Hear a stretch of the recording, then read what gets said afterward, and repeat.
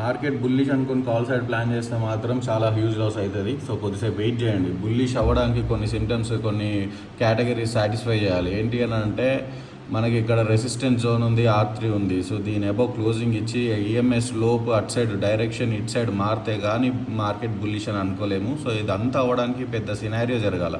So ఈ కంటిన్యూషన్కి అయితే చాలా ఈజీ ప్రాసెస్ కనిపిస్తుంది.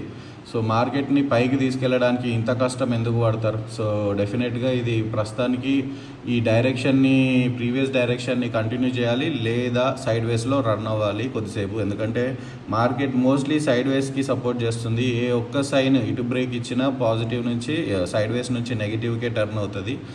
బట్ పాజిటివ్ టర్న్ అవ్వాలంటే మాత్రం నేను ఈ జోన్లో అయితే నేను CE సైడ్ అస్సలు ప్లాన్ చేయాలనుకున్నా కూడా దీని above it side and EMA direction slope మారితే కానీ ప్లాన్ చేయను. So wait. అందరూ తొందరగా మీరు ఇట్లా మార్కెట్లో ఏ కన్ఫర్మేషన్ లేకుండా ట్రేడ్స్ తీసుకోవద్దు. ఇక్కడ బుల్లిష్ క్యాండిల్ చాలా స్ట్రాంగ్ క్యాండిల్ క్లోజ్ అయింది కదా అని అనుకొని ఇక్కడ తీసుకొని ఉంటే దీని హై కూడా క్రాస్ అవ్వలేదు. ఇది వెంటనే ఇమీడియట్గా రెడ్ క్యాండిల్ వచ్చింది. సో హ్యూజ్ లాస్ అయ్యేది తీసుకునే వాళ్ళకి.